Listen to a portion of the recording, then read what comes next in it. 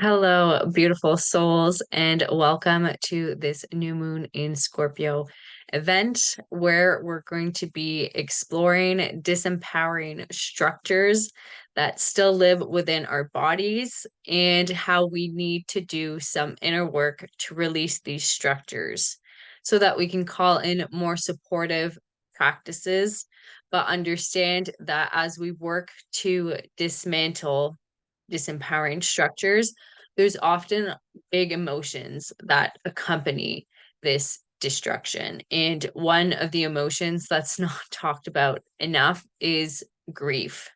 We often don't completely realize that when we shift and expand and change in terms of sense of self, there's often a grieving period that needs to take place. We need to allow ourselves the time to mourn what was so that we can welcome in with open arms who we are becoming. So, with that being said, this was supposed to be a live event, but due to some technical difficulties on my end, maybe not explaining things well enough, we're going to be recording tonight's session. So, without further ado, we're going to get into it. Given that it's not a live session, I'm kind of letting Spirit take the reins on how they want me to move through this information. So, we're just going to open ourselves up and kind of see what wants to come up for us at this time and kind of get Spirit's take on disempowering structures and how we can kind of move through them at this time. So, as I'm recording this, it's also the 1111 portal, which opens up a gateway for us to manifest. But the key with manifestation is that we need to be in energetic alignment with what we want. So before we allow ourselves to even begin contemplating what it is we truly want, we need to do the inner work to release what's blocking us.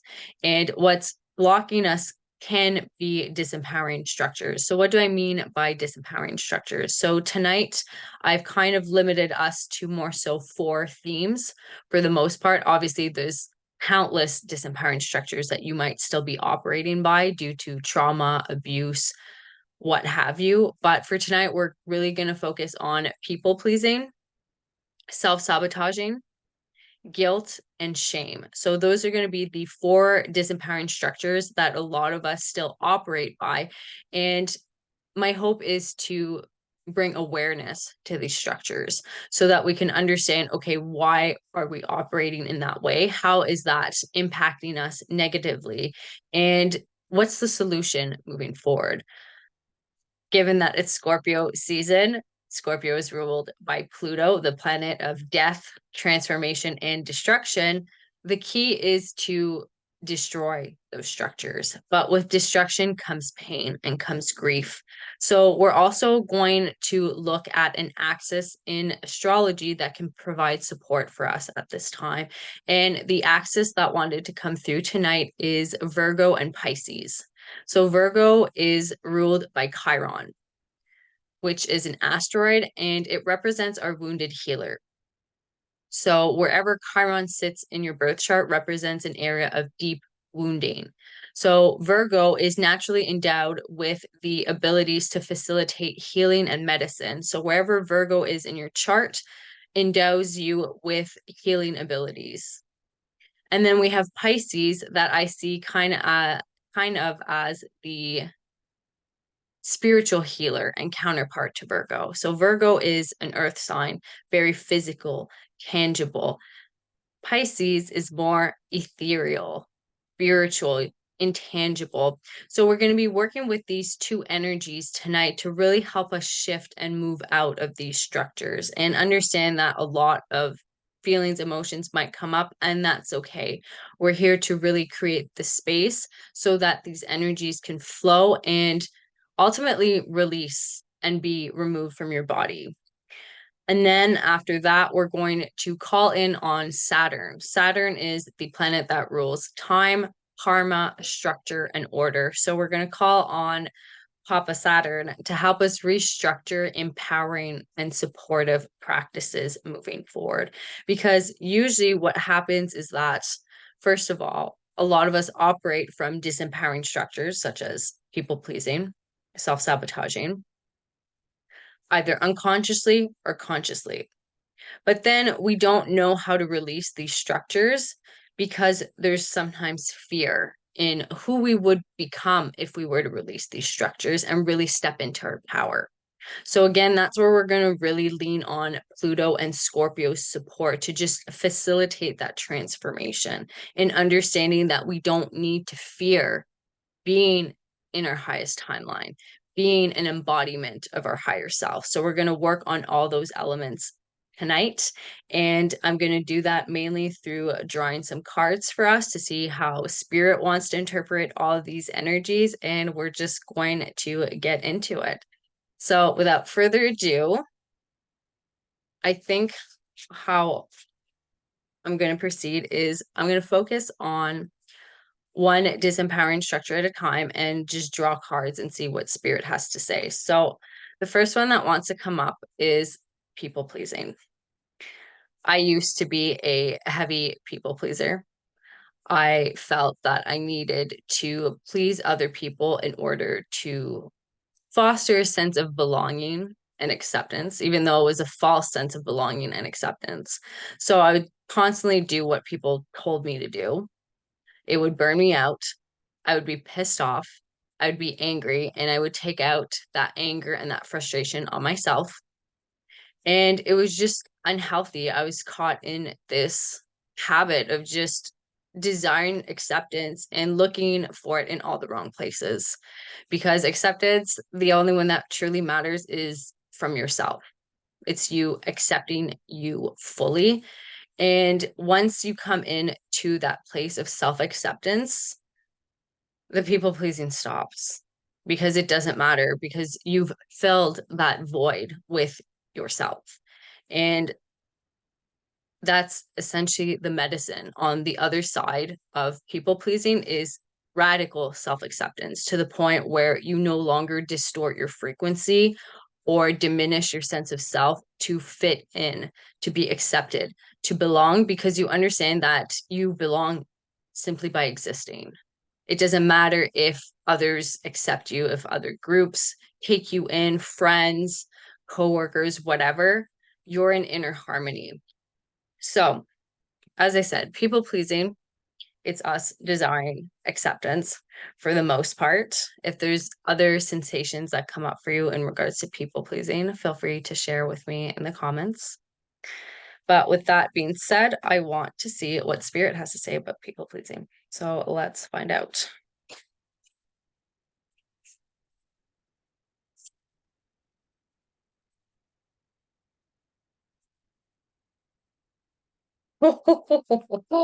Spirit is not played tonight. We already have Dream Thief, refusal of the call coming through for the disempowering structure of people pleasing. So with this already, and like, look at this imagery. I don't know if you guys can see that.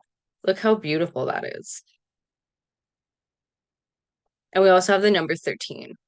Ooh, okay. So already what I'm getting from this card when it comes to people pleasing, because that's the thing with people pleasing, you're putting the other person first. So that means you're not stepping up and answering your soul's call because you're too busy diminishing your sense of self to fulfill the other's needs and desires. And Spirit is coming through to say that people pleasing is the thief of your dreams. By over focusing on others, you are disallowing yourself the ability to focus on what it is you truly want. Whew. And some of us, and this ties into self-sabotage also, use people pleasing as an excuse not to pursue their dreams. So that's why we have refusal of the call.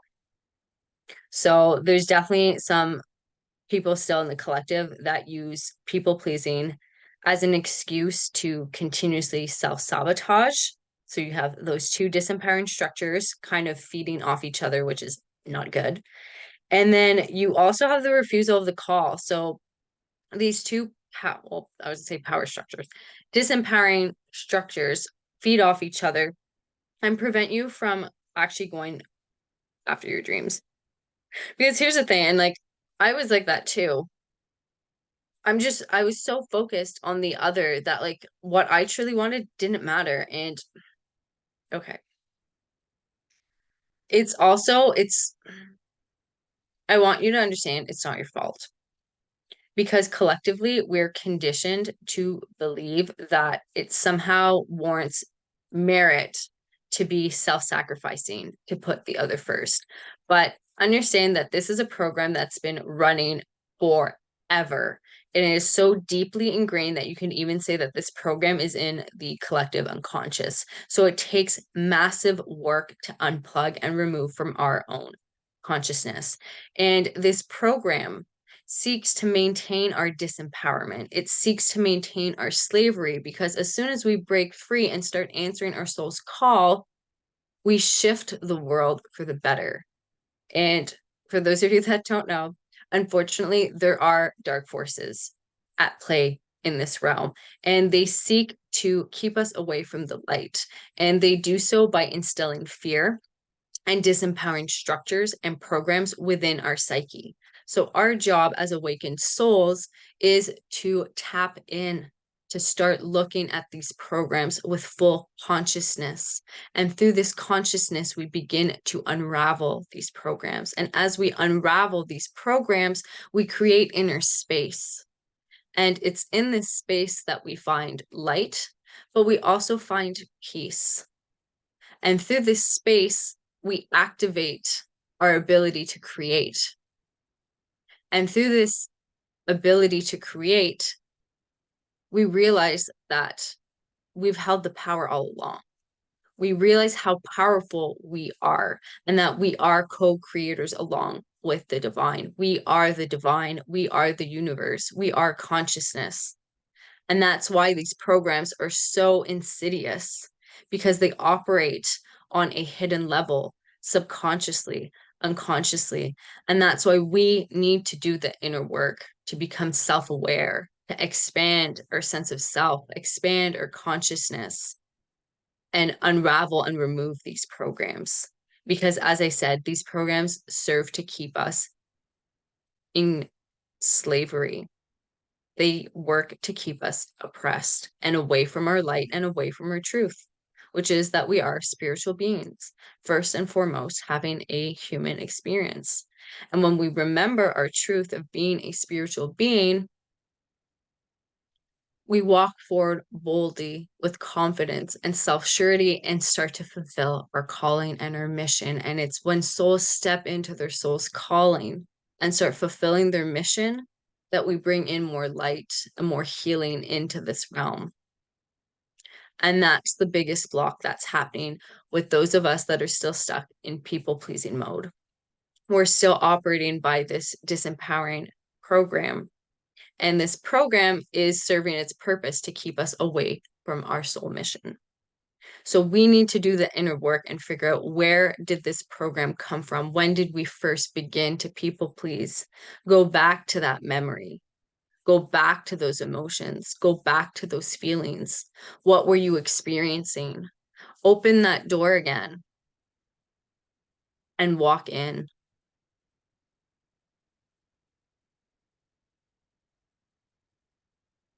Allow yourself to feel everything. All those moments you people pleased.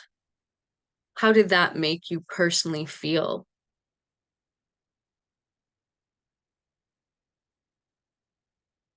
Where are those emotions living in your body right now? Because if you've been people pleasing for years, this program is ingrained and anchored somewhere in your body. Maybe it's rooted in one of your energy centers. Maybe it's located in a specific body part.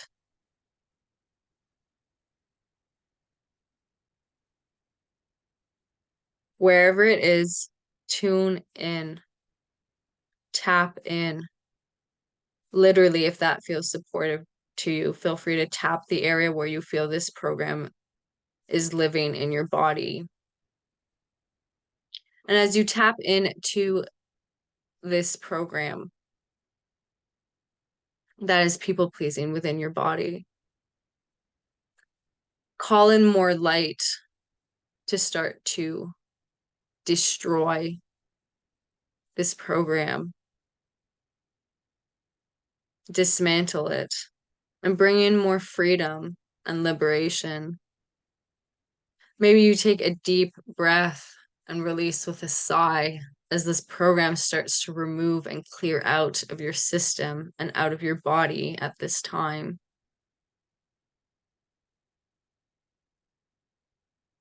Simply notice and observe how you're feeling. Feel free to take out a journal if that feels supportive and simply write, where does people pleasing originate from within your body?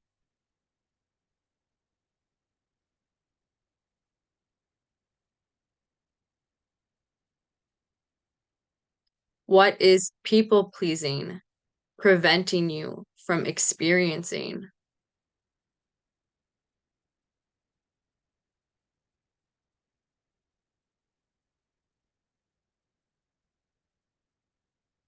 How is people pleasing self-sabotaging you?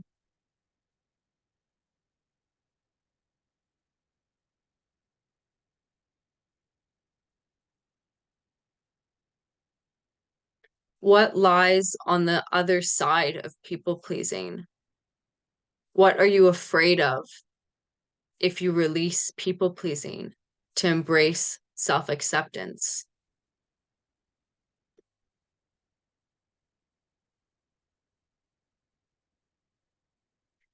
Simply notice anything else that might be coming up for you at this time.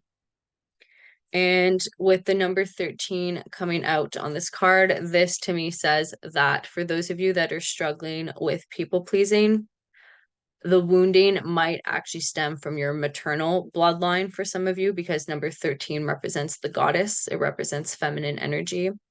So you might have actually picked up people pleasing from your mother for some of you. Your mother might have instilled people pleasing as a behavior, especially if you're a woman, saying you need to please and put others first to the detriment of your own needs. So that is very likely as well. Oh, for reverse structure, I think that was really heavy. Spirit was not playing with that one. Okay, so people pleasing, it's keeping you from fulfilling your mission. And it's also for this is a specific message that wants to come through for a lot of my empaths and highly sensitives. It is the reason why you have no energy and experience a lot of fatigue. It's because you still have some people pleasing kind of structures or residual energies, depending on how much inner work you've done so far. Running, and it's about clearing that. And what I'm getting looking at this card, and it's going to help alleviate this structure, is more self-love and self-care. Even if you don't think you are worthy or deserving of it, showing yourself more self-care. And it's doing the practices regardless of what your thought pattern is or your feeling pattern is in regards to yourself. You could fully dislike yourself, but still go get a massage or still draw yourself a bath.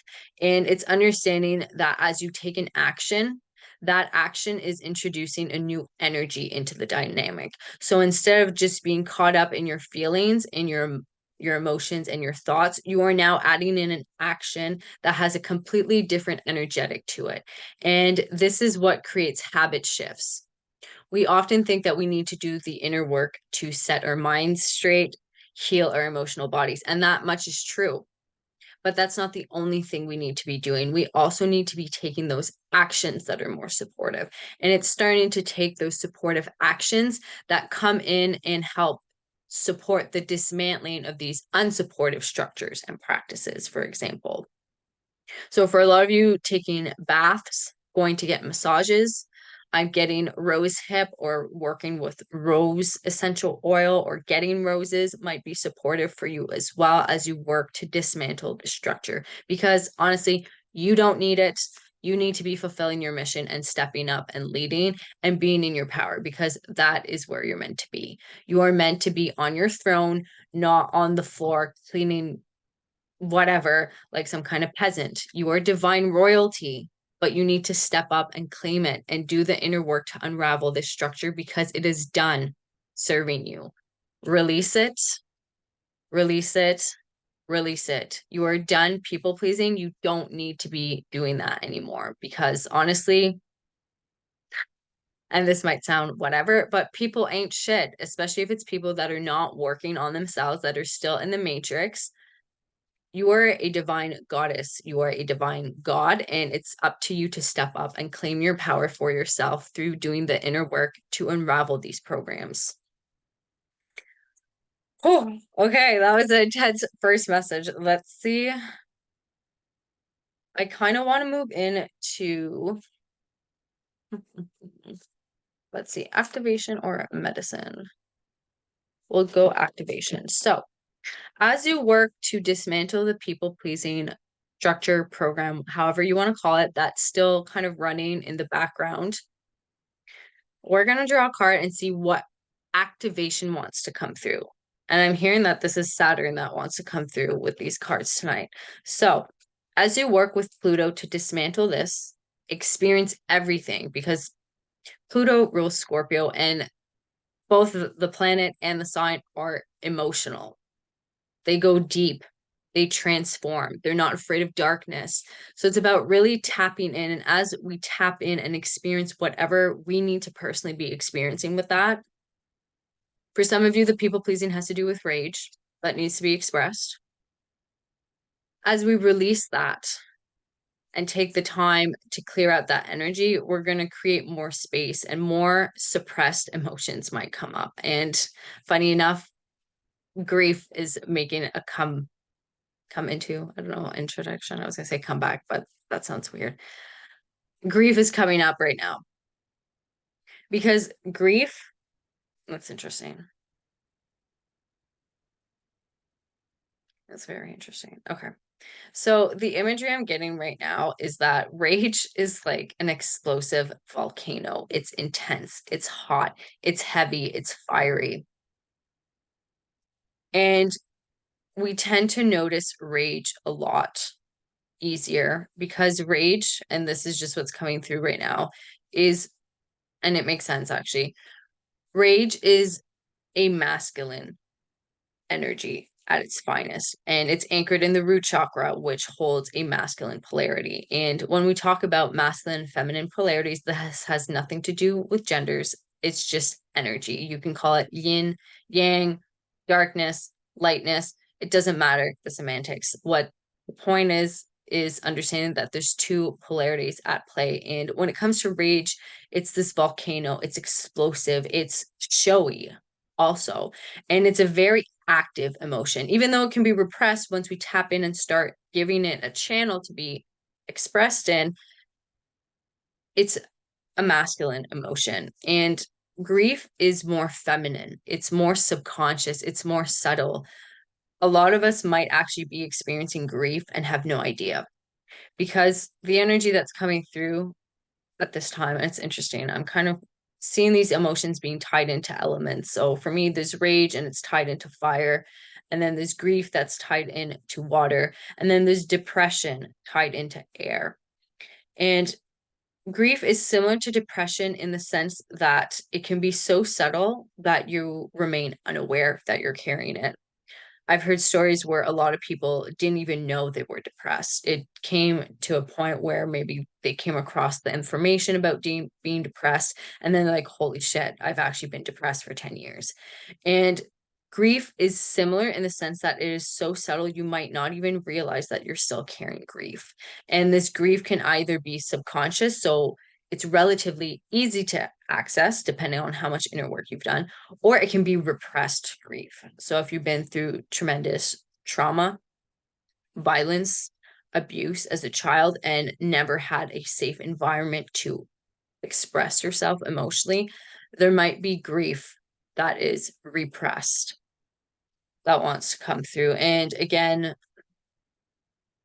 I want to draw a card for like the medicine when it comes to these energies, but Sphere is making me circle back to the need to practice self-care and self-love and to be gentle with yourself and to not judge yourself. You know, sometimes it's easy to say, oh, I don't have any grief, I don't have any rage, I don't have any of that. But it's just usually we're not connected deep enough. And depth is Scorpio. If you're looking for a gateway into your own medicine wheel, and your own medicine wheel is your birth chart, look at where Scorpio is, because that is going to be a direct gateway for you to tap into depth, transformation, and repressed emotions too, depending on your experience and what you've been through so far.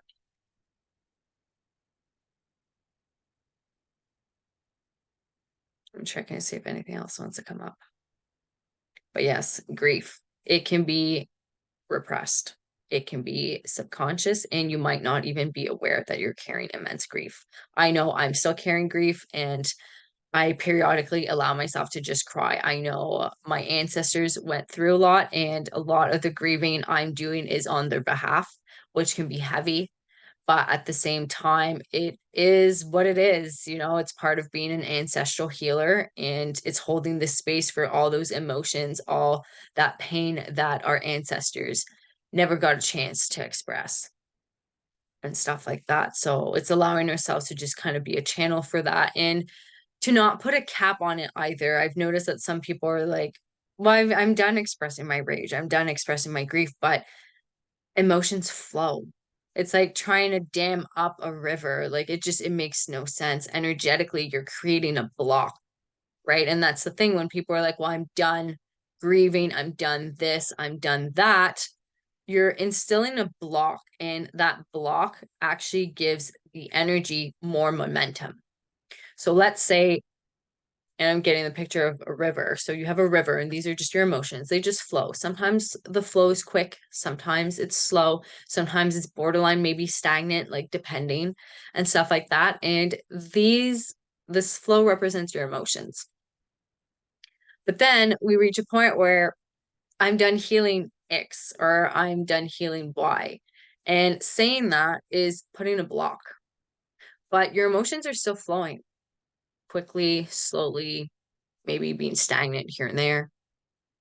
And this energy is just building, building and building and building and building on the other side of this block. And then eventually this block breaks. And then it's like a hurricane or a tsunami of emotions. And this is where people become prone to sometimes psychosis, being completely overwhelmed by this emotional energy. And take this how it resonates, but it's realizing that a lot of us do this to ourselves by saying, well, I thought I healed that, you know, and it's just you're trying to put a finality to an energy, and energy doesn't have a finality. Energy just is. And it's our human ego that says, you know what, subconsciously, I'm still afraid or uncomfortable of expressing X emotion. I'm going to put a block there, and hopefully I will never have to deal with it again. You know, for me personally, I've dealt with depression a lot. And it would kind of be naive for me to say I'm never going to have another depression again. Right. And again, I don't want to put that energetic block, because the day it happens again, another depression, I'm going to be like, oh my God. Right. So it's important to just be curious and do our best not to feel overwhelmed with doing the inner work either. So again, instilling supportive practices, taking our time and things like that, but also engaging in inner work with curiosity, not doing it because we hate ourselves or we want to just become perfect and stuff like that, but just doing it out of curiosity to really experience who we are. All right, so I think that's all that wants to come through regards to that for now. We're going to get into the activation that Saturn is offering on the other side of this structure. Oh my God, I love this. So we have Earth, and it says the frequency of Earth activates our deep connection to this physical plane by showing us the beauty of all the aspects of our Great Mother and revealing the more ethereal spiritual aspects of our nature. And I find this card with the colors and the wording symbolizes Virgo and Pisces energy at its finest. So it's understanding that, and wow, okay, I'm getting a huge kind of message come through. Wow, okay. So Saturn's message for us at this time is that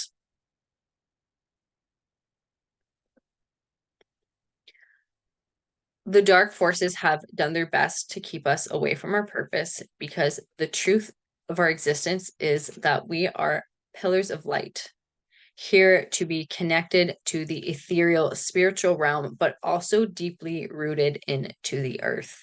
And Saturn is coming through to say that once we release this disempowering structure of people pleasing, we're going to move with more ease into being a pillar of light that is equally connected to the cosmos and anchored down into Mother Gaia. And again, we're kind of getting that Virgo Pisces axis highlighted because, as I said, Virgo is an earth sign. So Saturn is inviting us to examine our roots and make sure that the way we anchor into this reality is healthy. And he's really bringing our attention back to people pleasing and being like, what are y'all doing? You know, like you are gods and goddesses and you are people pleasing still. Like he's just like, no, that needs to go. And Pluto's like, you know what? I'm a help. I'm gonna get rid of that. It's not gonna be pretty. It's gonna be painful.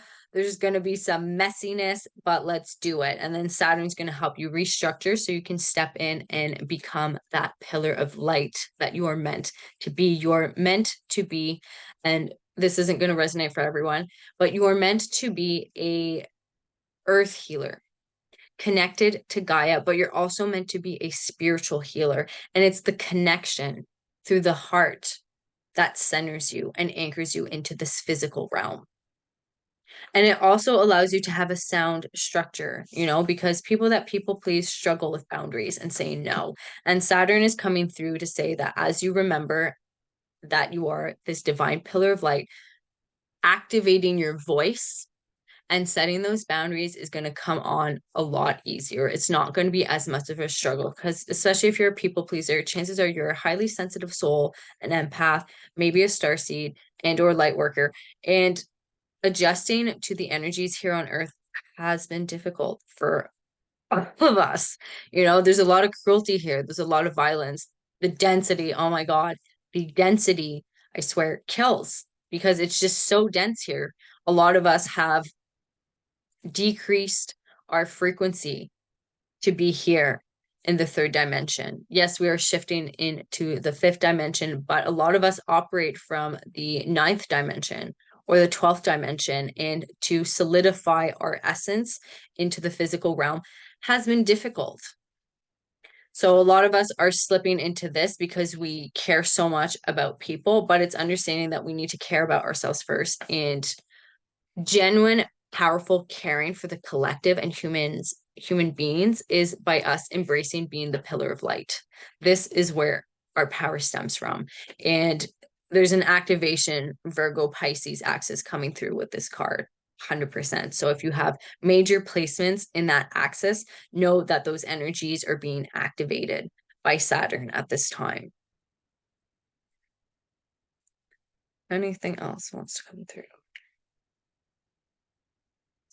I think that is good for Saturn messages. And then I wanted to pull a healing card, kind of see from the zodiac sign. So Scorpio, this could be from Scorpio, Virgo, or Pisces. Let's see. Aw. I can never say this right, so I'm going to do my best. We have psilocybin coming out, commune. Ooh, okay. Wow, everything just strung together. So if we look at this card, look at this owl. Okay, it looks like it's scared also. So for a lot of us that are still people pleasing, there's a lot of fear that needs to move through, but Scorpio, Virgo, and Pisces are coming through to say, what's on the other side? It's this. It's genuine community where you're naturally accepted just by being you. You don't have to people please. You can say, no, I don't want to do that. I'm not into that. I don't feel like doing that right now. And these people aren't going to reject you. These are your people. This is soul. Oh, that's beautiful. You have soul tribe coming in. For those of you that still struggle with people pleasing, as soon as you make the conscious decision to remove this structure, you have soul family waiting for you on the other side. And it's fascinating because we have Pluto and the sun glyph on this card also. I don't know if you can see that. So yeah, Pluto's coming through to be like, people pleasing has reached its expiration date. You have so many beautiful people waiting to come in and meet you. Like, just look at this card. Look at all the creatures and people that are on there. Like, it looks like a fun time. We've got like a lady or like elf singing. We have like another like fairy up on a mushroom cap. It looks so fun. Like, I want to be over here. I don't want to be terrified of my purpose and my calling. I want to be over here celebrating and being celebrated with people that love and appreciate me, right? And that's what's coming for you, for those of you that are going to actively start to dismantle people pleasing. Whew. Okay. For our first structure, I think that was intense. Okay. So next that wants to come through is guilt. So I'm going to ask Spirit to share information in regards to guilt. All right. So we're going to shift now, focusing on guilt and how holding on to guilt, experiencing guilt disempowers us. Now, it's important to note that guilt has its purpose. It helps to keep us morally in line. But if we're carrying guilt due to stuff that wasn't our fault, that stems from our ancestral lineage, we need to let that shit go. So, Spirit, what do you have to say about guilt for us tonight?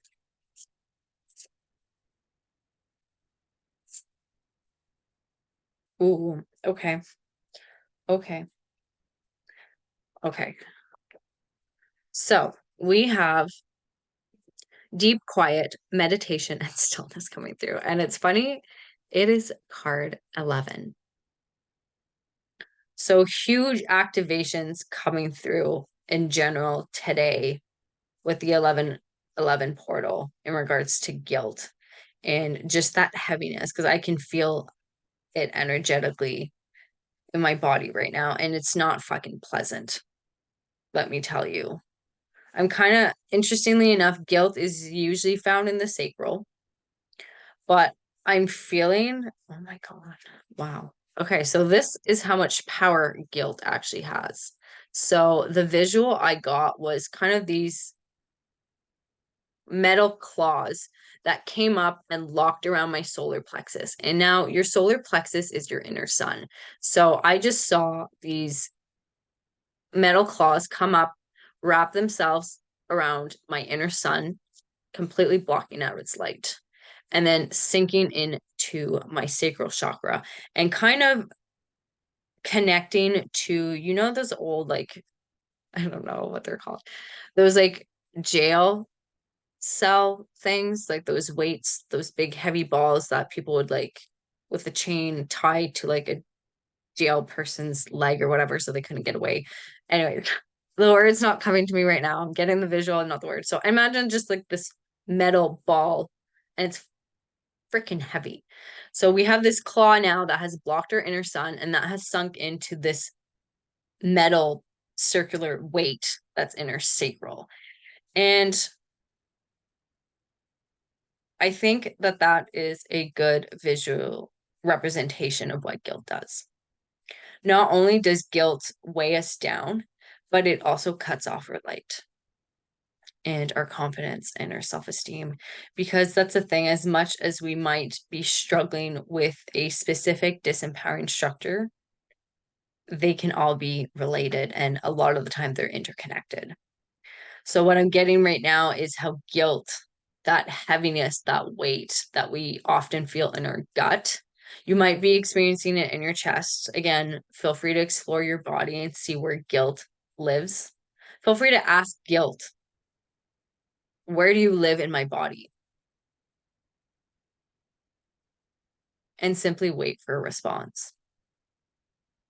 But right now, the energetics that want to come through is it being in the sacral and how it actually impacts the solar plexus as well. That is just how damaging guilt is. Because again, it ties into that collective programming that we think we need to be saviors or martyrs in order to just be deserving or to be applauded by society, and it's in realizing that again, these programs like people pleasing, it serves to keep us disempowered. It serves to keep us in the system. It serves to keep us oppressed. And guilt keeps us oppressed so heavily. Oh my God, just the weight I'm feeling right now in my body, it's suffocating. As much as I'm feeling the weight in my sacral and that clasp around my solar plexus, I feel like I can barely breathe. And I also feel tightness coming in around my throat. So this is just illustrating the impact that guilt can have. Not only is it located in the sacral, it's impacting my solar plexus, my heart, and my throat, making it hard for me to breathe and even express myself. So this goes to show how damaging and destructive guilt can be and how we need to work to remove that structure. And it's not going to be easy. Guilt is one of those structures, those programs that is just so heavy and so strong that it takes time, and it takes a commitment. Like just based on the energies I'm personally feeling right now, guilt isn't something you just get rid of overnight. It's something you kind of, I don't know why, but this is the image I'm getting. Kind of scrape at slowly.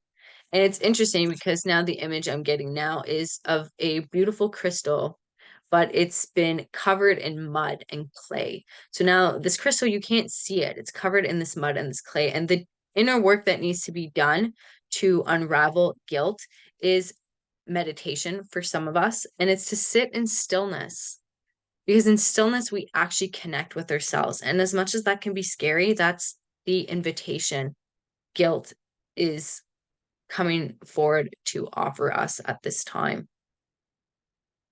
I forget my train of thought where I was going for this segment.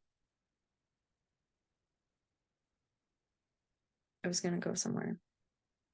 Okay, if it's meant to be, I'll come back. If not, well, it is what it is. Oh yes, the crystal, the mud, and we scratch, I was going to say gratte in French, at this mud and this clay that's been dried over time slowly, because guilt, as I said, is usually found in the sacral chakra, and the sacral chakra is a feminine polarity chakra. So it's a very sensitive point. It's our gut, it's our stomach, it's our intestines. So if ever you experience or have experienced IBS, intestinal tract issues and stuff like that, it might be related to guilt and just how it's twisting. I'd say literally, but energetically our organs and making it hard for us to just process stuff. You might also experience constipation because the energy is just so heavily blocked and restrained that it's not flowing. Oh, okay. That was a lot. And then I was also called to look at the bottom of the deck, and we have the covenant, sacred contract. And we have the number 7, and 7 represents spirituality. So for some of you, the guilt, okay. For some of you, this guilt stems from relationships, and it's understanding that you signed a soul contract with that romantic partner to experience guilt.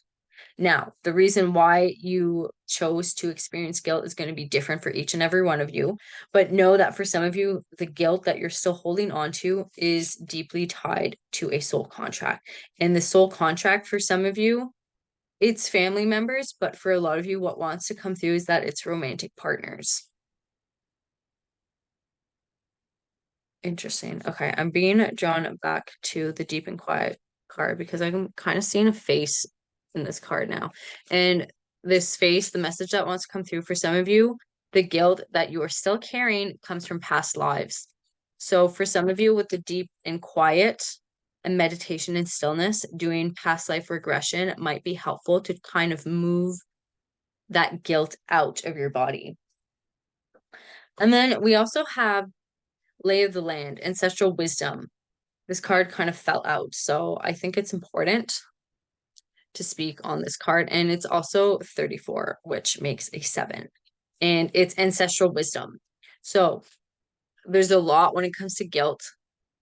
And I'm just going to kind of talk about all the different pathways of guilt that are coming up, but it's really going to be up to you to do the inner meditation and stillness to really tap in and figure out, okay, where is guilt coming from? Because for some of you, it's due to soul contracts with romantic partners and or family members. For some of you, the guilt has been passed down from your bloodline. So the guilt you actually feel and experience isn't actually even your own. It's from your ancestors. And then for others of you, it has to do with past lives. So again, it's a matter of you really tapping in and figuring out, okay, where is guilt living in my body? What is it tied to? Because we need to figure out where it lives in our bodies. And then we also need to figure out the root of it as well. And this is how we effectively dismantle a disempowering structure such as guilt. And we also need to understand that it takes patience to unravel guilt. Guilt can be so heavy and so just intertwined into different parts of us, right? Because as I said, with the visual I got about it having clamped around the solar plexus, feeling it in my heart, feeling it in my throat, there's going to be a lot of unraveling that needs to be done at the throat, at the heart, at the solar plexus, and at the sacral. So take your time. If this is a structure that's still living within you, do not rush it. Take your time because, again, the gut is a very sensitive part of our bodies, and it's not something we can rush into. Okay. Oh, that was a lot about guilt.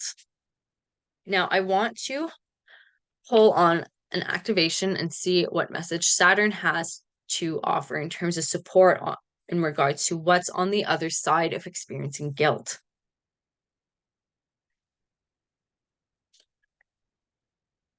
Also, for some of you, you hold on to guilt because you're afraid of how much power you would actually step into if you shed that weight, literally and figuratively. Oh my God, I cannot make this shit up, you guys. We have authority coming out as Saturn's restructuring. So once you release guilt and you are done with that structure, program, however you want to call it, you will be stepping into your own inner authority. I love this. Oh my God. So it says the frequency of authority reminds us that true authority is powerful, directed, and realized, yet receptive, wise, and loving. And with the words receptive, wise, and loving, I'm getting two visuals. I'm getting the sacral because the sacral is one of our receptive centers, and the heart chakra with loving. And it just goes to show that once we balance those energy centers, we flow and step into our power, and it's effortless. There's no struggle. Once we do the inner work to release this weight, Papa Saturn is like, this is you on the other side of guilt, is you being your own authority, is you not being afraid of people in positions of authority either, because you know you're on an equal playing field. Because that's the thing, and this is just my belief, we're all equal. It doesn't matter what your occupation is, your level of experience, and things like that. I personally don't care about any of that crap. For me, it's showing up with integrity. It's showing up connected to your soul's essence. And when you move from that energy, you're naturally in your own authority. And your authority stems from you being connected to your soul, being anchored and rooted in integrity. It's that simple. Yet a lot of people still struggle with that, right? We see distorted forms of integrity. We see distorted forms of authority. Authority emanates from within. It's not something you can go and study. It's not a certification you can go and get. It just exudes and comes out of you once you've done, I don't want to say inner work, but that's based on my personal experience. And just based on where I'm at, I've been able to step into my own sense of authority and I feel comfortable, I feel secure, I feel confident, and it's because I embody this energy due to the fact that I did a lot of clearing work. Now, does that mean I'm done clearing shit? No, of course not. I still have other layers to peel back, but I'm in a good place when it comes to my sense of authority. I don't mess around anymore. I set boundaries. I speak my truth. And this is what's on the other side of you, waiting to be experienced. Let's see, medicine that wants to come through to support those of us still struggling with guilt. Let's find out. And I'm hearing that this is coming from Virgo, and it's interesting because Virgo rules the gut. Aw, we have chamomile, inner peace. I love that. All right, so for those of you that have gut issues, I'm getting that maybe drinking chamomile tea might be supportive. Again, check with your doctors if you have any concerns. I am not a doctor. And it says inner peace. So there's a need for you guys that still struggle with guilt to create a sanctuary, some place where you can go that is safe, that is just your own, it's just your energy. And it's interesting because we also have the number 9. The number 9 represents the hermit in the tarot.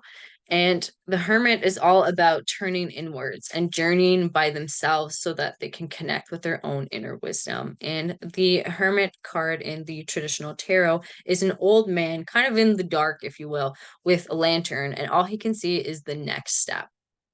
And I think that that is a very supportive approach for those of us that still carry guilt, is to just take it one step at a time.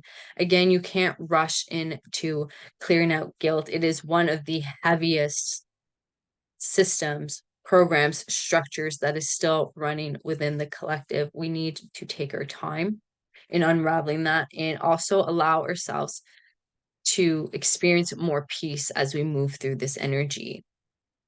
And to do it in an environment that feels calm and non-chaotic. Like if you really look at this card, we have like this beautiful person here just sleeping under the chamomiles, and then we have like a cute little baby deer. It's very peaceful.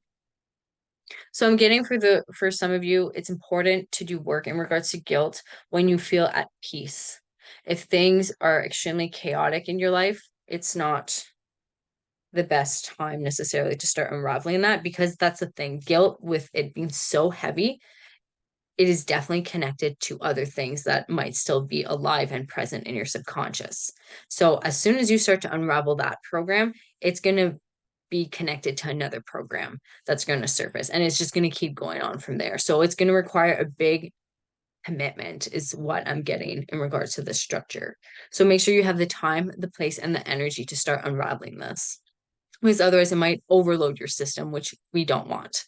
And we also have the sun and the moon glyph.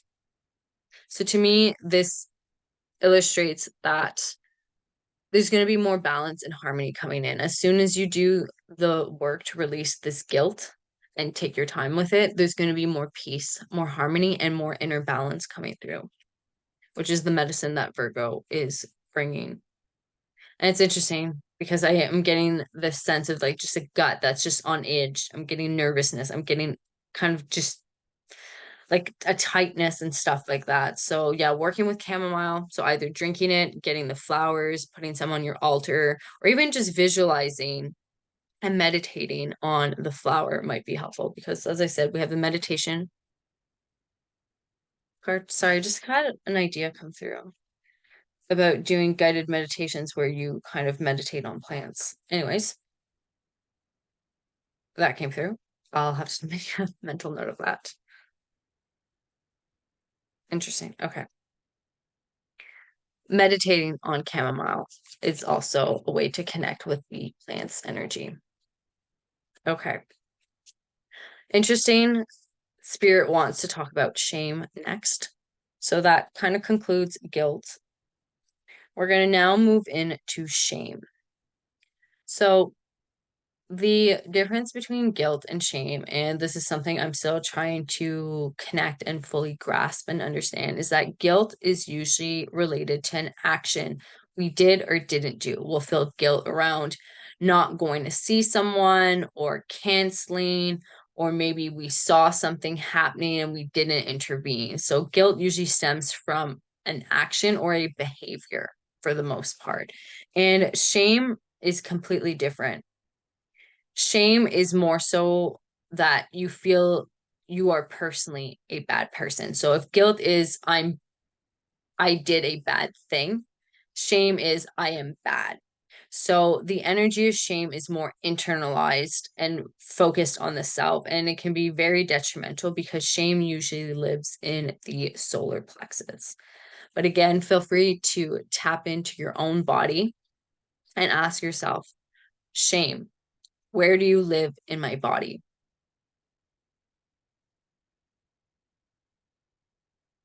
And wait for an answer. And again, engage in curiosity with whatever comes through for you. So let's ask Spirit what they have to say about shame.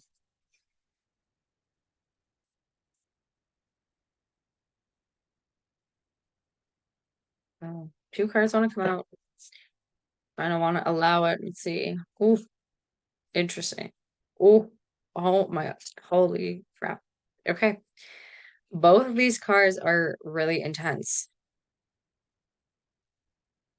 So I'm seeing two different pathways play out when it comes to shame. So that one, the card on my right has a lot of energy to it. We're going to get to that one next. We're going to start with this one. So we have the Feast of Plenty, choices and their consequences.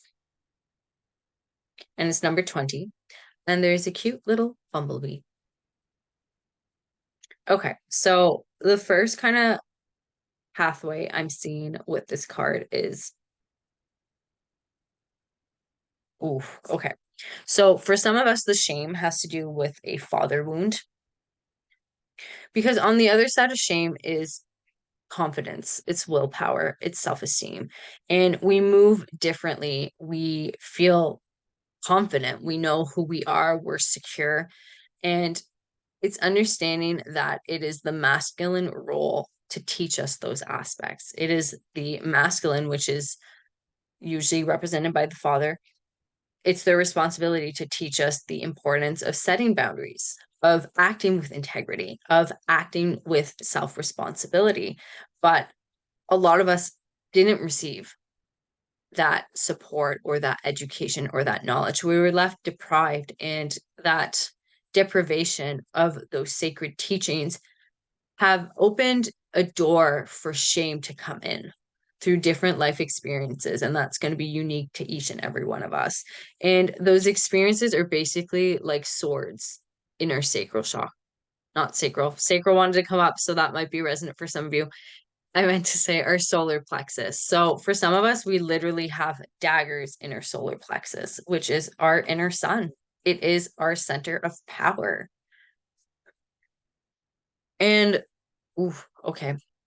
For some of us, the swords represent our parents. So for some of you, this sword is mother wounding.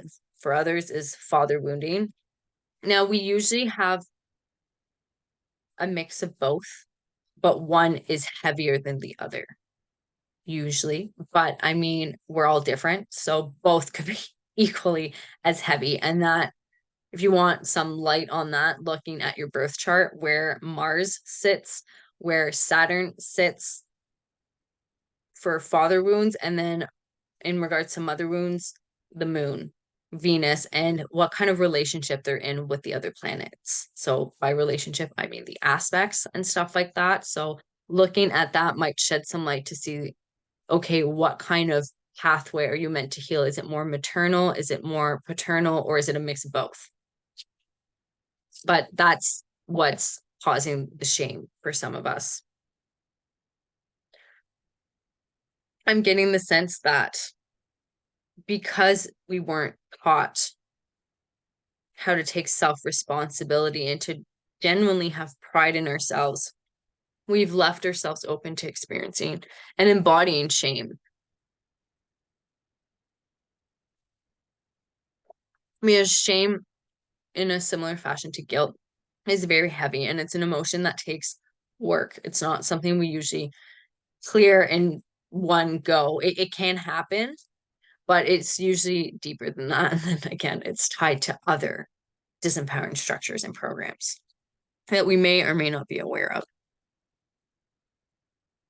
But yeah, so this pathway in regards to shame is there's a need to take self-responsibility and to just really start stepping in and healing those ancestral wounds as well. And then the other pathway we have is Crown Games, right use of power. Number 8. 8 in the tarot is represented by the Strength card, and the Strength card is ruled by Leo. And Leo, being the lion, is ruled by the sun. So again, everything's interconnected. So this card came out in reverse. This is what shame does to a lot of us. It keeps us out of our power. It keeps us disconnected from our confidence, feeling like sunlight, feeling deserving of everything worth having in this life. And it also keeps us away from our crown, because with this card being in reverse, the crown's definitely not on this little being's head, right? It's off. It's on the floor. And with that message coming through with the crown kind of just falling, I'm getting that for some of you, the shame might stem from past lives. It might be subconscious still.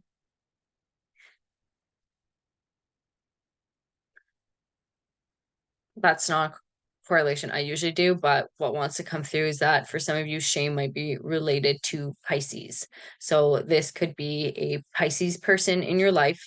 This could be a person from a past life that was a Pisces, or it could have to do, and this is not very likely, but where Pisces is in your birth chart for some of you. But I'm really getting Pisces energy for some reason. So take that how that resonates. But again, right use of power. And then for me, choices and their consequences is responsibility. So we have responsibility and right use of power. And if we're wounded in both these aspects, it's often due to shame. So, wow, like we're really seeing how shame disempowers us. It prevents us from actually wearing our crown and using power appropriately, as well as being self-responsible. And I'm getting kind of self-sabotaging vibes from this card too. So we might also self-sabotage for some of us. And this is for a select few of you. Overeating is tied to shame about something. That was very interesting. Okay. Anything else? No. Okay. Oh, so that was heavy in regards to shame. This whole session is kind of heavy, but I mean, that's the theme for tonight. It's just moving through the heaviness, whatever kind of pain or emotions want to come through, grief. I'm definitely feeling an undercurrent of grief accompanying this reading. Interesting. Okay. So we have Earth coming out again. The frequency of Earth activates our deep connection to the physical plane by showing us the beauty of all the aspects of our Great Mother and revealing the more ethereal, spiritual aspects of our nature. So again, we're getting that heavy message from Saturn to just become the pillar of light. And our I keep wanting to say sacral. I mean, Everything's interconnected. So sacral, solar, it's all connected. So we need to shine our light, but we can only shine our light once we've cleared out all the crap that's blocking us from shining. And I'm hearing that for a lot of us, we need to step into being proud of ourselves. We need to celebrate ourselves more and really acknowledge our beauty, our magnificence. And there's this undercurrent running in the collective that celebrating yourself or acknowledging your beauty is egotistical. And in certain circumstances, yes, it might be, but for the most part, I've noticed that the energetic with this undercurrent is usually people that haven't fully embraced or accepted themselves. They're still diminishing their value, they're diminishing their worth, they're diminishing their light. So they're unable to see the light in the other. And if you're unable to acknowledge your own beauty, you're not going to be able to acknowledge the beauty of someone else, or it's going to be very difficult for you to do.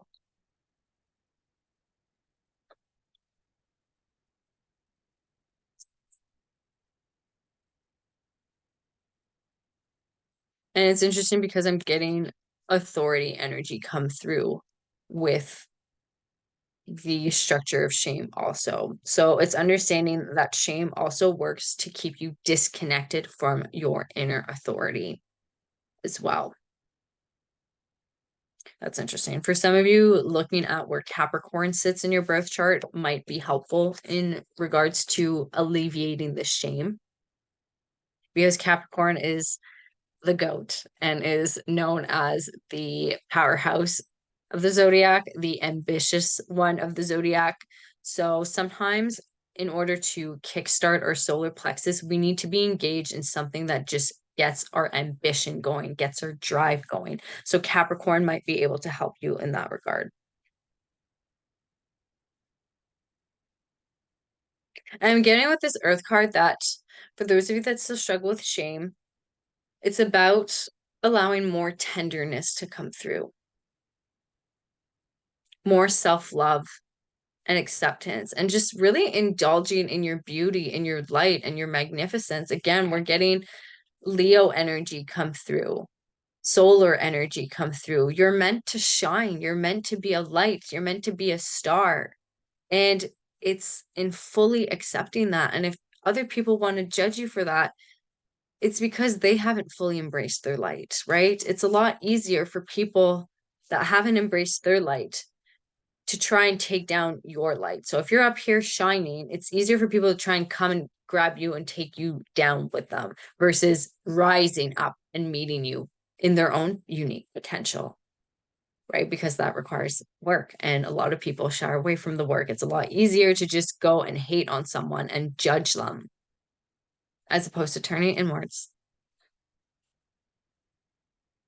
All right. So that is what's on the other side of shame. Is again being that beautiful, shiny pillar of light that just radiates golden sunshine, just this pure liquid gold all over the universe is what's coming through and on the other side of shame. And oof, I can feel it. It's moving through my body and it feels like honey. So release the shackles of shame. They're done serving you. They've kept you so small. But now it's time to release them. It's time to work on being more self-responsible. It's time to create and forge a healthy relationship with power and understanding that true, authentic power emanates from the soul. And once we understand that, once we live by that, once we embody that, we radiate effortlessly. Whew. Okay, let's see in terms of medicine for shame. Let's see what wants to come through. Ooh, interesting. Again, I'm not entirely sure if I'm going to be saying this properly, but we have reishi. It's a mushroom, and it says retreat. So for some of you, you need to go on a retreat, and not a retreat where you're necessarily working on yourself unless that feels supportive to you, but a retreat where you can go and actually relax. A retreat that's fun, that's enjoyable, not one where you're like, I'm getting the word shush, French, or I don't know right now. Kind of like not a retreat where you're just going to go hammer away at yourself, essentially, is what I'm getting. And we have Jupiter here and we have the sun coming out as glyphs on this card. Okay, and my right ear just started ringing. So that might be a message for someone. For some of you, the shame, and this is a select few of you, this is what wants to come through right now. For a select few of you, the shame that you're still carrying is tied to a grandfather. So take that how that resonates. That wanted to come through.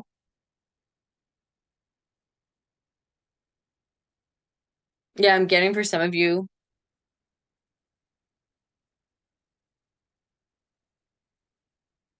that there's an experience with a grandfather that might have happened in childhood, and it's that moment that instilled shame into you. And for those of you that this resonates for, it's about going back to that memory and unraveling all of it and protecting your inner child with your adult self now and kind of rearranging the memory so that you can rework the shame and release it. Okay. So that was interesting. We are Reishi retreat. And look, we have a little nanos, a little bear just napping here. Look how cute he is. He's like completely at peace. So those of you that have issues with shame, I'm getting like, just go relax, do something fun for yourselves. It's going to help just shift that out. And again, we have Jupiter here. Jupiter is already working behind the scenes right now to help you unravel shame so you don't have to carry it anymore. This is going on.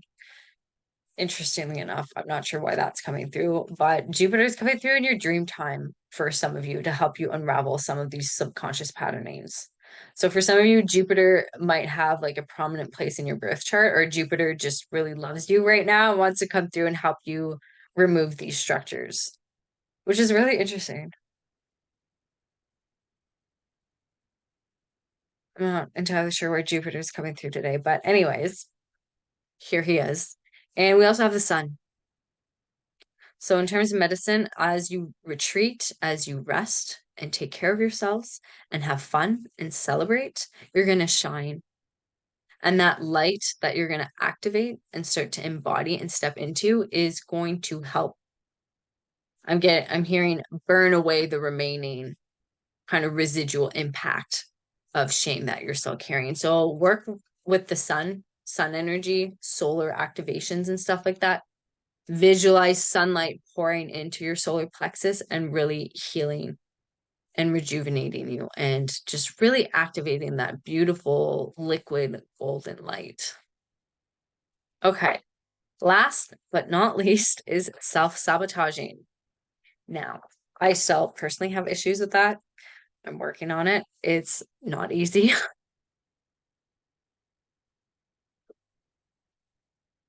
Out of my archetypes, I also have the saboteur in my fourth house, which means I tend to self-sabotage at home in private, which I do.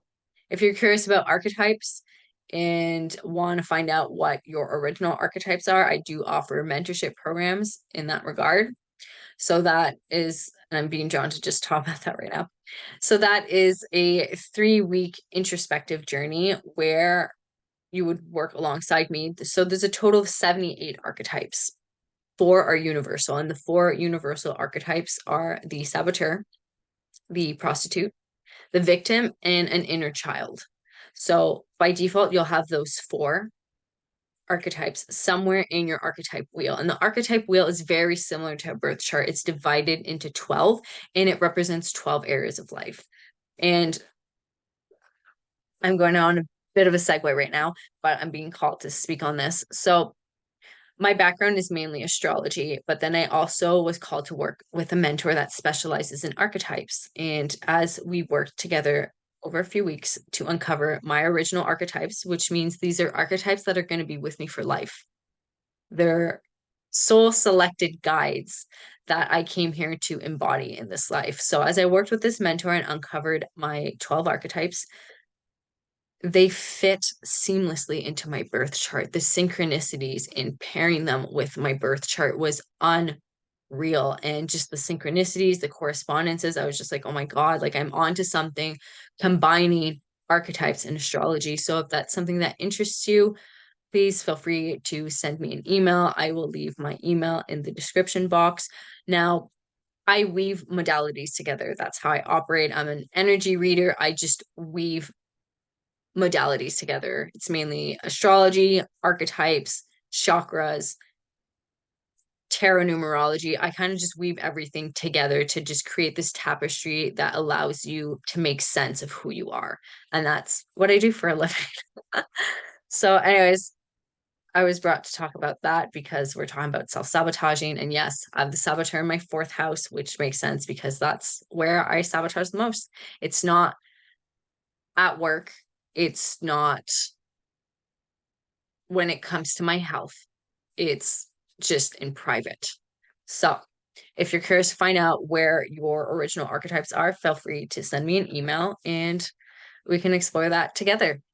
I also offer, before I move into this reading, a current archetype wheel reading so that instead of diving in deep and figuring out which 12 archetypes are going to be with you for life, if you're curious and want to know, okay, what guides can I activate and kind of embody right now that can be supportive, I offer a current archetype wheel reading. So this is where I would just draw 12 archetypes from my set of oracle cards and we would see, okay, which archetypes come up and what house they sit in so that you can understand what light attributes you are being called to embody at this time for empowerment and also what shadow attributes might be surfacing for you at this time too. You might have noticed that, hey, geez, I seem to just, I don't know, have become more toxic or something in this area of my life. I wonder what's going on. And then we draw cards and find out, okay, you actually have this archetype and they have the same trait, right? So it sheds more light, it expands consciousness. And as we expand consciousness and understand ourselves better,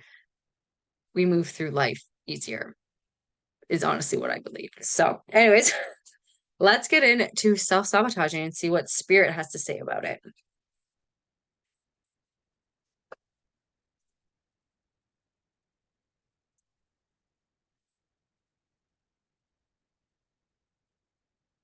That's too many cards. Message for self-sabotaging. The spirit.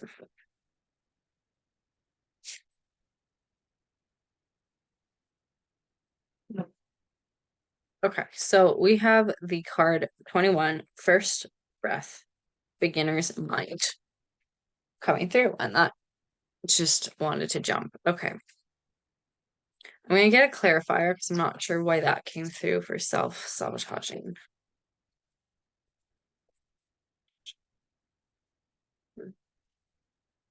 Hmm. Hmm. Okay, so we have Beloved, Radical Acceptance, card number 2, coming out. And it's interesting because First Breath is 21. So 2 plus 1 creates a 3, and then we move into 2 energy. So there's a deconstruction that needs to happen when it comes to self-sabotaging.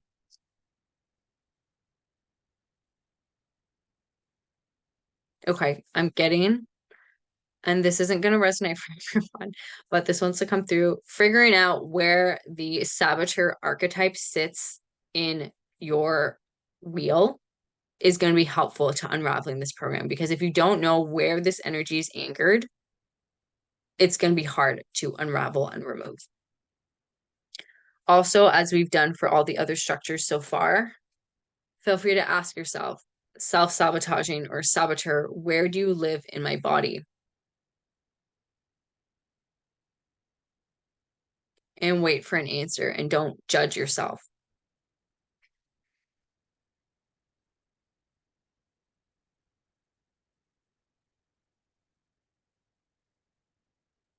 This is the first one that's not really revealing what's going on. Let's see what's underneath the deck.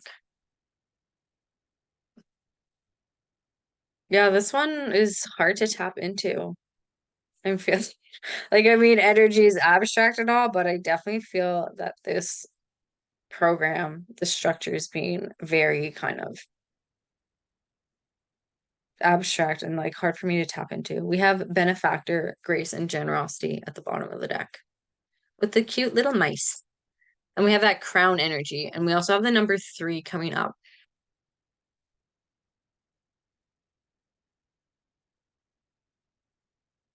Let me just tap in here and see what messages want to come through when it comes to self-sabotaging. So already, again, what I'm getting is that self-sabotaging keeps us away from our potential. And that's interesting. I'm also getting a love message. So for some of you, self-sabotaging happens when it comes to romance and romantic partners, and that's where your saboteur surfaces. Things seem too good to be true. You run away, you just ghost and stuff like that. And it has to do with pain in the heart, is what I'm getting for some of you. So, and for some of you, this pain that you're carrying in your heart has to do with your mother, for some of you, which is really interesting.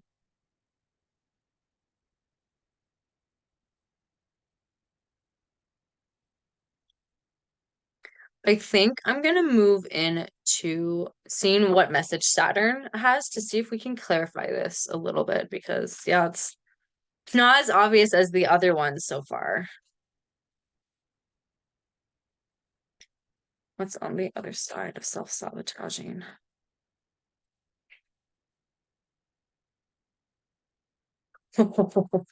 Two cards want to come out and I'm going to take them. Okay, so this is really interesting. So the first message that Saturn has for us is empowerment. This is what's on the other side of self-sabotaging. And it says, the frequency of empowerment supports our ability to show up fully and completely, uniting us with others in the deep trust that we are all connected through the same source. And it's interesting because this card is 26, 2 plus 6 equals 8. And again, we have that strength energy coming through. So for a lot of us, we self-sabotage, and this has been a common pattern I've noticed. We self-sabotage because we're afraid of our own inner power. And that's what wants to come through. And we have the root chakra also. Root chakra, to me, root chakra energy, this is where we really find that like Saturnian energy. We find that father authority energy just emanating from the center. So if we don't have a balanced, healthy root chakra, it's going to be very difficult for us to step into our inner authority, to embrace being empowered also. So basically, these two energies coming through, this is what self-sabotaging is keeping us away from. We self-sabotage to avoid our inner power, and we also self-sabotage to avoid our inner authority as well. Because again, and like the general kind of theme and energies that want to come through at this time is that we need to be willing to be self-responsible. We need to be willing to be anchored in genuine integrity because that's the basis on which power sits. And if we're not doing the inner work, we're self-sabotaging and preventing the creation of that foundation to take place, empowerment is going to remain inaccessible. And we're going to remain just disempowered in our whole life. So the main message, and it's interesting, it's coming out completely different than the other 3 structures, is what we're being kept away from when we self-sabotage. We're being kept away from our authority. We're being kept away from our inner power. We're being kept away from our purpose and our soul's calling as well. And there's a need for energy to mature. We need to release, I'm getting addictive kind of tendencies, be it like addicted to drugs, substances, porn, what have you. Those addictions need to be looked at. And it's interesting because with this first mind card, I'm getting Jupiter energy. So Jupiter is the planet of luck, optimism, but also expansion. So we need to tap in, and it's funny, Jupiter's like, hey, I'm also here. So we have Jupiter that's coming through to say we need to expand and really look into these addictions and addictive personalities. Maybe you're spending too much time scrolling. Maybe you know what it is you should be doing, but you're not doing it because that drive is just not firing. And it's about tapping in and figuring out, okay, why is that drive not firing? What is actually going on energetically? And really tapping in and getting serious about that. Because self-sabotaging is going to keep you away from success and fulfilling your mission, right? And that's exactly why that program is so strong. It's designed to keep us in this self-sabotaging loop. Maybe for some of you, it's designed to keep you away from that soulmate. And it's about tapping in and getting real with ourselves. There's definitely a need to not only take self-responsibility, but to mature also, is what I'm getting. Well, that's interesting. Okay, so this might sound harsh, but what wants to come through at this time is that self-sabotaging is an immature response to life.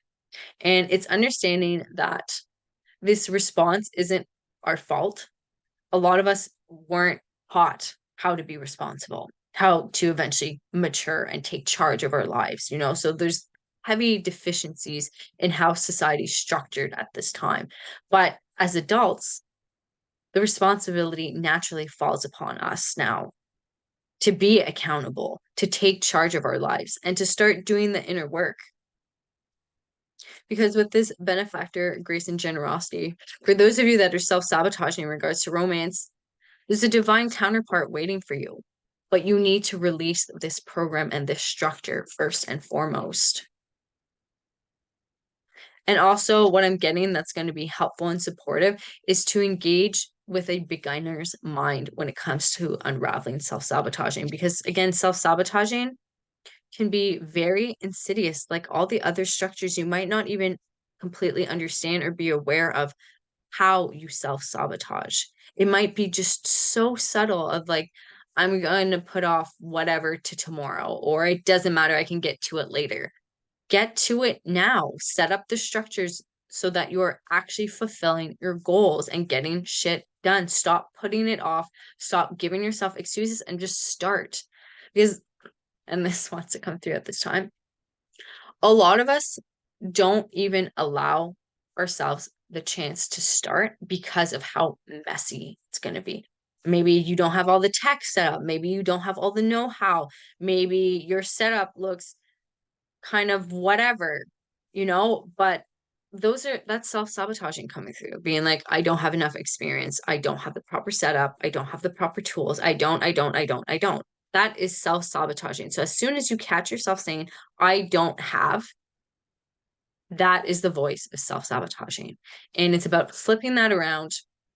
And interesting, as I said, we have Jupiter energy coming through and we have Sagittarius coming through. And Sagittarius is a mutable sign. Sagittarius is coming through at this time to say that we need to just flow more. A lot of us are so uptight, wanting to be perfect. And that is Virgo energy, is seeking perfection, seeking something that doesn't exist and driving ourselves crazy with it. I've been guilty of that, literally, you know, being like, my setup this, I don't have that, I don't have this. And it's realizing that you are the medicine, you are the power, you are the light, you are the wisdom. People are looking for you. It's not the things, it's not the trinkets, it's not any of that crap. We're conditioned by social media to think that any of that matters. It doesn't.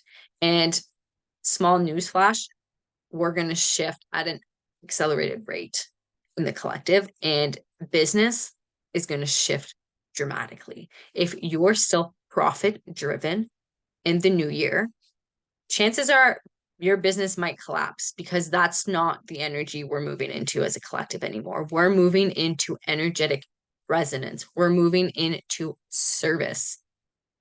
If you're money focused over service focused, your business isn't going to last. I'm telling you right now, because people are divesting away from things that are just money focused. It's not about the money. The money becomes a byproduct of excellent service. And that's what we're going to be shifting to in the new year. And I'll definitely be talking about that at some point. But just heads up, business owners, if you're not prioritizing service, you're being overly focused on money. Money's a tool. And it's about focusing on who you're serving, the impact, the meaningfulness, because that's where we're heading. And that circles back to allowing yourself to start.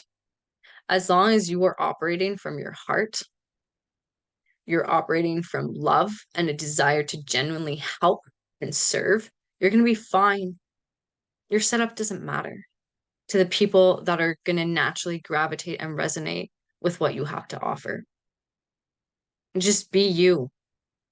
And I think that one of the biggest hindrances of self-sabotaging is our fear of being ourselves, fear of not being worthy, which is also tied into Virgo energy. And we need to do the inner work to heal that aspect and realize that we've always been good enough simply by being ourselves. Because as I said, the collective is going to be shifting a lot, energetically speaking. And it's going to be putting our hearts first. As long as this is what you're putting first into your business, your service, how you show up, you're going to be fine. But it's removing the shackles of self-sabotage and releasing them. And I don't think I read the root chakra card.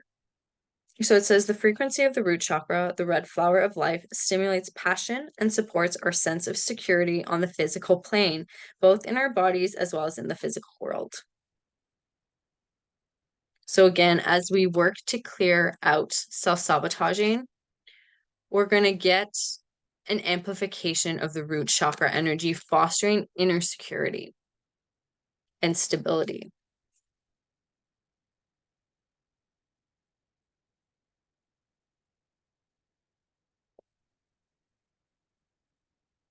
All right, I think that's all I'm getting for self-sabotaging. I feel like that message was like vastly different than all the other ones, but we're going to close up with the medicine for self-sabotaging. Medicine, please, spirit.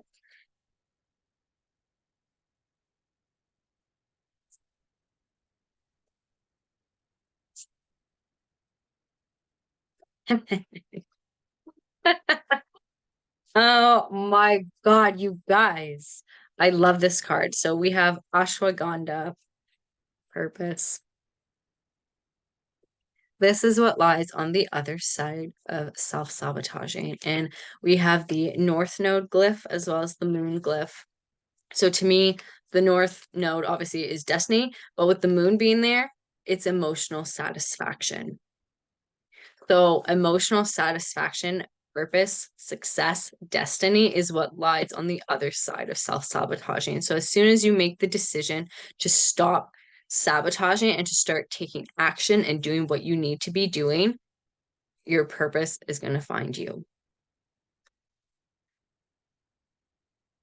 And I think I will leave it at that. So this closes out our new moon in Scorpio event where we were talking about disempowering structures that might still be lingering in our subconscious and the need to unravel and destroy those structures and to allow any emotion and feeling that wants to come through. And this can be pain, it can be grief, and to just give ourselves the space to feel. And as we give ourselves the space to feel, to move through things, uncover fears and move through those fears, we get to the light on the other side of it. We get to the gifts, we get to the beauty, we get to the fulfillment and the joy. And that is what is waiting for us on the other side.